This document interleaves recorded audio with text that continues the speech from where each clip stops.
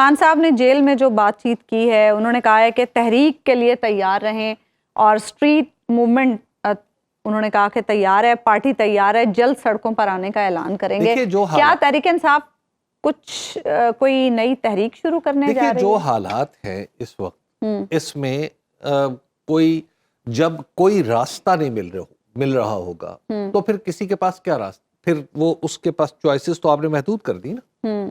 لیکن کیا یہ آسان ہوگا؟ یہاں تو پارلیمنٹ سے لوگوں کو اٹھا کے لے جاتے ہیں جب وہ تو مسئلہ کچھ اور ہے نا۔ وہ تو جب پارلیمنٹ کا راکھا، پارلیمنٹ کا چوکیدار جب اٹھانے والوں سے مل جائے تو اس کے بارے میں کیا کہا جا سکتا ہے؟ ٹھیک ہے، اب میں یہیں پہ بات روکنا چاہتا ہوں۔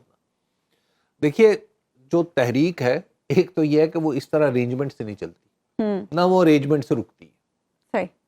جب تحریک ہے تو اس کے لیے آپ کو تمبو کناتے نہیں لگانی، وہ اچانک پھر شروع ہوتا ہے اور پھر سگنل کا انتظار ہوتا ہے۔ ٹھیک ہے، تو یہ اگر تحریک چلنے کی نوبت آ گئی تو پھر تو صورتحال ہی کچھ کی کچھ ہو جائے گی نا۔ تو شارٹ آف اٹ بہتر یہ نہیں کہ ہم اس تحریک تک جائیں نا، کیونکہ ہمارے ہاں اسلام آباد میں ایسے لوگوں کی کثرت ہے جو کہتے ہیں اچھا کیا کر لے گا، اچھا فلاں، یہ جو میں نے ہاتھ ہلایا ہے نا، ایگزیکٹلی اس طرح ہاتھ ہلا کے اچھا جی کیا ہو جائے گا، کیا کر لے گا، 21 کروڑ باہر آ جاؤ گے، 25 کروڑ باہر آ جائیں گے، پھر کیا ہو جائے گا۔ مطلب جب اسلام آباد میں اس طرح کی اپروچز ہوں، جب اس طرح کے لوگ بیٹھے ہوں، تو اس کا مطلب کیا ہے؟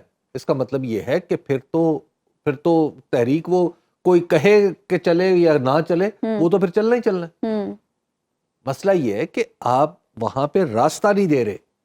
اور اس حکومت کے بارے میں جو ابھی بتایا دورانی صاحب نے، یہ حکومت بس اس کو کیا کہے، یہ حکومت اتنی ہے کہ معاملات خراب کر سکتی ہے، سیدھا کام اس سے۔ اچھا حبیب صاحب، اسلام آباد ہائی کورٹ نے آج اس بارے میں وضاحت طلب کیا وفاقی حکومت سے کہ کیا خان صاحب کا ملٹری ٹرائل ہونے جا رہا ہے۔ عدالت نے کہا اس کی وضاحت کی جائے کیونکہ کئی وزراء ملٹری ٹرائل کی دھمکی دے چکے ہیں۔ دیکھیے، جب آپ کو عدالتی نظام کی دھمکی دی جانے لگے نا، جب آپ کو کوئی کہے، ہمارے ہاں پھر تو عدالتوں کو بھی کچھ سوچنا چاہیے نا۔ ہمارے ہاں دھمکی دی جاتی ہے اگر میں نے پیسے آپ کے دبا لیے ہیں تو میں کہوں گا جائیں آپ عدالت سے لے لیں۔ تو اس کا کیا مطلب ہے؟ میرے کہنے کا مطلب یہ ہے کہ میں تو نہیں دے رہا اور نہ تم عدالت سے لے سکتے۔ تو پہلے تو عدالتوں کو یہ سوچنا چاہیے کہ جہاں پہ اس طرح کی باتیں ہو رہی ہیں کہ جب آپ ایک قانونی نظام کو توڑ مروڑ کے آپ تڑیاں کرا رہے ہیں لوگوں کو، ایک تو دوسری بات یہ ہے کہ خود ہماری حکومت کو خوف خدا کرنا چاہیے ان کو کہ آپ ملٹری کورٹ کی دھمکی دے رہے ہو، اور ملٹری کورٹ کیا ان کے کہنے سے چلنی ہے؟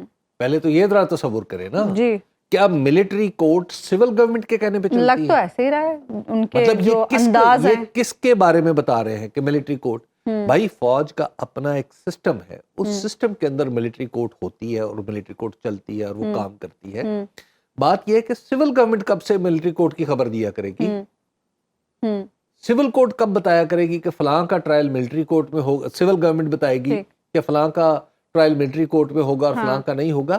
یہ تو خود بذات خود میں آپ کو عرض کروں کہ یہ جو ہماری حکومت ہے یہ دراصل کئی طریقے سے شہ دے رہی ہے۔ اچھا، ہاں، شہ وہ والی شہ نہیں، میں نے کل بھی عرض کیا تھا، وہ شہ دینا مہمیز نہیں کر رہی، یہ چیک جسے کہتے ہیں نا، جیسے شطرنج کی جو چال، جی شطرنج میں جو شہ دی جاتی ہے یہ وہ شہ دے رہی ہے اسٹیبلشمنٹ کو۔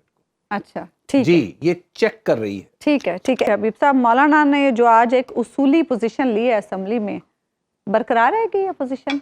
دیکھیے، مولانا کے اوپر کافی اسپرشنز ہیں اور بہت سارے لوگ جو ہیں وہ یہ سمجھتے ہیں کہ مولانا شاید دوسری طرف چلے جائیں، اور اس کی وجہ مولانا کہ وہ گزشتہ تقریباً 5 سال ہیں جنہوں نے ایک تو اپوزیشن میں گزارے اور پھر پی ڈی ایم کا حصہ بن کے سربراہ بن کے، تو اس وجہ سے یہ توقع کی جاتی ہے کہ مولانا فضل الرحمان اور ان کی جماعت آخر کار پی ڈی ایم میں جا ملیں گے، کیونکہ یہ عمران خان کے مخالف ہیں۔ پاکستان کے اندر انفارچونیٹلی ایسی پوزیشنز نہیں رہ گئیں کہ جو حکومت اور عمران خان کے درمیان میں کوئی تیسری پوزیشن باقی نہیں بچی۔ چونکہ مولانا اس تیسری پوزیشن پہ کھڑے ہوئے ہیں، اس لیے ہر ایک کو ڈر لگتا رہتا ہے کہ مولانا ادھر نہ چلے جائیں، مولانا ادھر نہ چلے جائیں. ہاں تحریک انصاف کا خوف یہ ہے کہ مولانا ادھر نہ چلے جائیں، اور مولانا ادھر ان کا حکومت خوف کا یہ ہے، خوف حکومت کا خوف ہے کہ مولانا ادھر نہ چلے جائیں. تو لہٰذا تیسری پوزیشن چونکہ ہے نہیں ہے اور مولانا اس کو اسٹیبلش کرنے کی کوشش کر رہے ہیں، تو لہٰذا یہ شکوک و شبہات رہتے ہیں. ہاں لیکن مولانا کی جو تقریر ہے آج کی، جی یہ تو بالکل واضح ثابت کر رہی ہے کہ وہ کہتے ہیں کہ ہم اپوزیشن میں اور ہم کسی کی ایکسٹینشن کے خلاف ہیں. توسیع کے معاملے پہ جی اپوزیشن انہوں نے تو ادا بالکل کریں واضح طور پہ کہہ دیا ہے.